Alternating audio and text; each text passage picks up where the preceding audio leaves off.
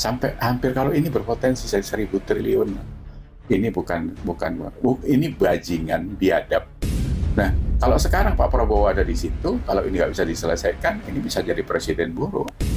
Tapi kalau Bapak terus menimbang-nimbang terlalu jauh, ngurusin Megawati saja nggak selesai-selesai nih. Megawati tinggalkan saja Pak, kalau nggak mau memang bergabung untuk ngurusin negara ini, biarin dia aja dan ngurusin partai situ kan.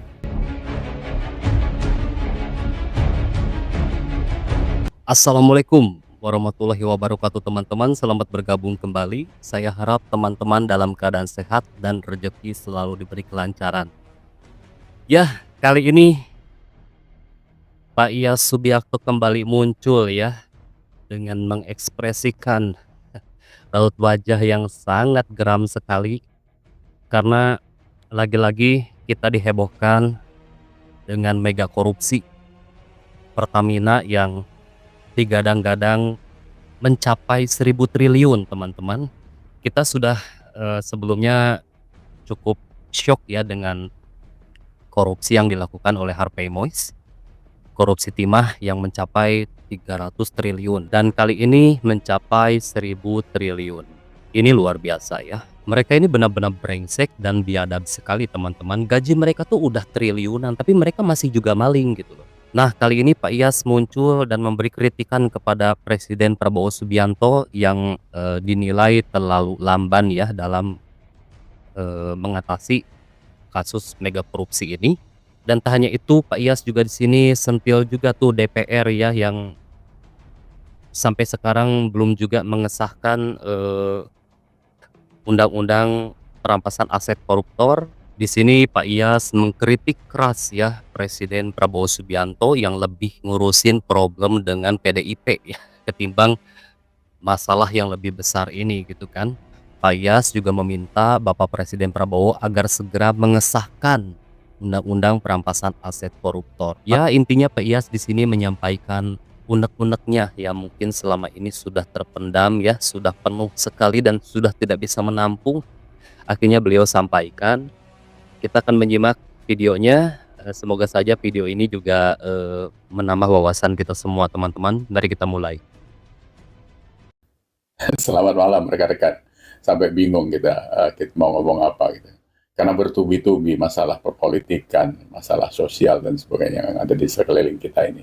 Yang paling dasar kita kan 2 hari ini melihat ada korupsi besar di Pertamina yang sampai konon punya potensi sampai 1.000 triliun.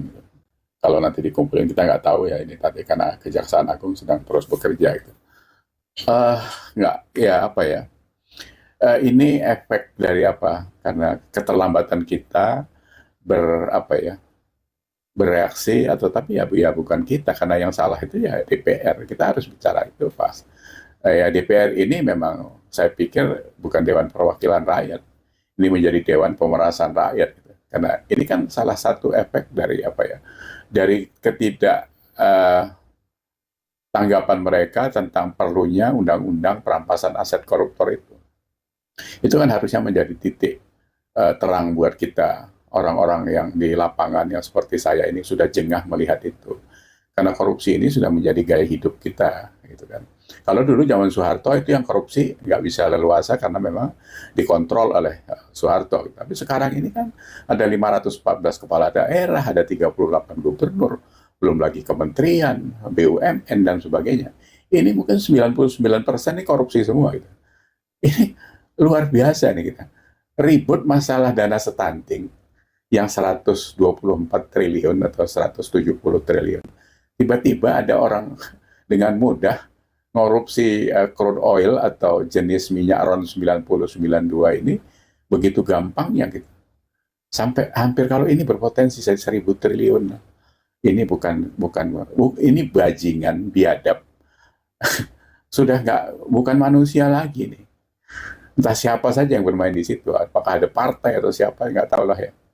Nah, saya sih cuma mengingatkan aja dengan Pak Prabowo. Jadi kalau Bapak cuma teriak-teriak mau apa saja menindak koruptor ini, kalau alat bantunya ini yang harusnya Bapak cepat selesaikan, karena sekarang di DPR juga Gerindra kuat, ya ini harus dipercepat gitu. Karena sejak zaman Pak Jokowi ini juga kan nggak bisa keluar gitu, karena ditahan pihak-pihak yang kita tahu Korea itu kan. Karena ketua Koreanya kan tetap seperti itu. Nah, kalau sekarang Pak Prabowo ada di situ, kalau ini nggak bisa diselesaikan, ini bisa jadi presiden buruk. Saya harus mengasih masukan ini karena saya juga pendukung Pak Prabowo. Gitu. Tapi kalau Bapak terus menimbang-nimbang terlalu jauh, ngurusin Megawati saja nggak selesai-selesai nih. Megawati tinggalkan saja Pak, kalau nggak mau memang bergabung untuk ngurusin negara ini, biarin dia aja dan ngurusin partai situ kan. Ya kan? Kalau nggak kita capek ngelihat orang seperti itu, tantrum politiknya nggak selesai-selesai. Betul, betul, Pak. Sementara kita butuh pembangunan yang 2035, 2045 yang sudah dicanangkan itu. Bapak sudah buat Danantara dan sebagainya. Jangan ini menjadi trigger tidak baik itu kalau korupsi ini terus dibiarkan gitu.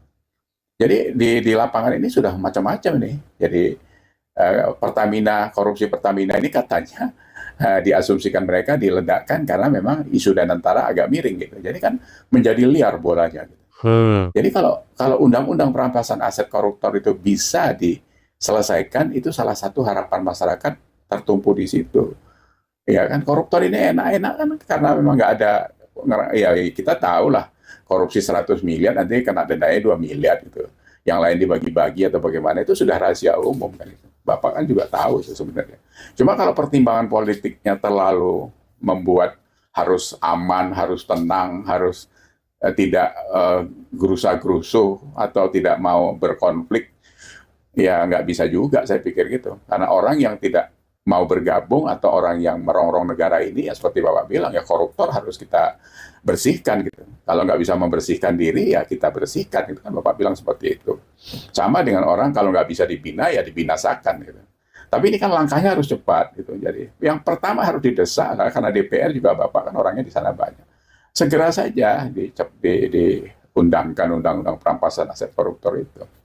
Jadi yang lain-lain nanti akan berjalan sesuai dengan koridor masing-masing gitu kan. Karena Bapak kerjaannya juga bukan ringan sekarang ini kan.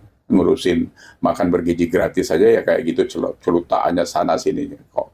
Itu nggak usah didengerin karena tujuannya bagus kan. Belum lagi yang lain-lain. 48 kementerian itu kan harus dikokus mana yang kerja dengan baik, mana yang diabaikan sementara karena tidak terlalu bisa berkontribusi ya jadi pelengkap peserta saja. Nah, terus tadi ya ada juga masalah retreat lagi masih ada menyisakan karena orang-orang PDIP kan akhirnya ada yang datang, ada yang tidak dan sebagainya. Sebenarnya itu judulnya kalau buat orang PDI, buat Bu Megawati itu retired, bukan retreat. Retired itu kan pensiun gitu. Bu Megawati kan waktunya pensiun. Kemarin kita bahas di unpacking dengan Bung Julpan Lindan dan kawan-kawan ya. Memang waktunya nanti Rakornas nanti ya Bu Mega pensiun saja karena pensiun itu kan ada 3. Pensiun dini itu disuruh milih. Kalau nomor 2 pensiun karena umur, yang ketiga pensiun mengundurkan diri. Kalau ini kan pensiun karena umur. Jadi sayang, PDIP itu sebenarnya sayang karena itu aset negara juga. Ya, kemarin kita discuss ya, karena itu umurnya udah 102 tahun kalau kita lihat dari mulai zaman PNI ya. Bapak saya kan orang PNI, orang PDI lama gitu. Wow. Bukan PDI Perjuangan gitu. Nah, kalau ini sampai berpecah, tidak menjadi partai yang bisa dipertahankan karena ego seorang ketua umum yang selalu meledak-ledak, ini yang dirugikan orang-orang yang punya potensi bisa bekerja untuk negara ini. Makanya kemarin kita sepakat ya ini harus diselamatkan gitu. Tapi kalau orang-orang di dalamnya sendiri, Bu Mega sendiri nggak bisa sadar tentang itu, penyelamatannya memang sulit karena memang harus dimulai dari dalam. Dari atas. Kita kemarin ngomong ya apa ya mundur selangkah lah untuk tidak terus ngegas. Ngapain kita berkorban gara-gara Hasto? Masa Indonesia begini besar di-trigger oleh Hasto? Kalau Hasto bebas nanti baru bakal aman gitu. Atau kalau Hasto ditahan ini akan ribut. Kan nggak lucu juga gitu. Nah rakyat 280 juta masa tergantung sama Hasto. Ya lucu. Masa tergantung sama PDIP yang nggak suka sama Jokowi harus dibelah antara Jokowi dengan Prabowo. Ya nggak gitu juga lah. Ngapain sih terus-terusan nyari musuh? Hidup yang santai dikit lah. Kalau kita memendam hati yang tidak baik, marah dan sebagainya, sel-sel tubuh kita mati di bawah tidur. Karena sel tubuh kita ini, apalagi kita udah tua-tua kan ada yang banyak yang mati tiap hari. Malam itu dihidupkan lagi. Nah, masa kayak itu nggak tahu. Jadi ya saya pikir begitu yang seharusnya gitu. Jadi kembali tentang Pertamina tadi banyak juga saya dikirimin. Ada yang bilang itu bukan dioplos, bukan di ini. Saya simpel aja. Kalau itu RON 90 yang dibeli dengan harga RON 92, itu kan ada selisih harga, itu yang dibilang korupsi. Buat kita sebagai pemakai konsumen, kalau yang dibeli RON 90 dimasukin ke tangki 92, yang kita beli kan harga 92 itu pertama. Sementara mau beli kambing dapatnya kucing gitu kan. Kalau mobil-mobil sekarang yang mobil-mobil yang baru sekarang dengan teknologi yang sekarang itu cocoknya pakai RON 92, kan hancur itu mesin. Hancur, rusak Jadi lah. kerugiannya itu panjang, Hmm. panjang sekali. Sama dengan saya kemarin ngobrol sama kawan-kawan, alat berat di Indonesia ini bakal cepat hancur. Karena solar yang dijual itu juga bukan solar beneran. Wah, Ada campuran oli brengsek ini refinery. bang. Kalau nggak mana bisa orang tambang-tambang galian saya beli 13.000 pakai PPN juga. Ya hitung sendiri sajalah. Uang solar industrinya Pertamina 15 ribuan gitu. Jadi banyak sekali masalah-masalah yang merugikan rakyat itu. Pelaku-pelaku usaha ini dikerjain betul-betul sama bajingan-bajingan itu. Pupuk dalamnya palsu. Kemarin saya juga ke Malang ketemu. Pupuk subsidi 2.300 kilo, tapi nyarinya kayak jarum dalam jerami. Yang tidak subsidi banyak, 7.700. Nah, ini Mentan yang harus bertanggung jawab. Berapa sih kapasitas produksi pupuk Indonesia? Apakah memang bisa mengcover itu?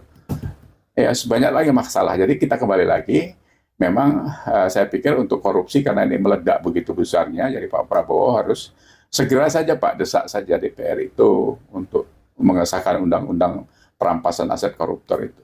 Ya, jadi sementara begitu saja obrolan kita, nanti kita sambung lagi, ada beberapa yang sebenarnya kritikal juga, tapi nanti 1-2 hari ini kita bicara soal itu. Jadi beberapa kementerian itu harus difokus dan sebagainya. Kita kasih masukan lah kepada Pak Prabowo.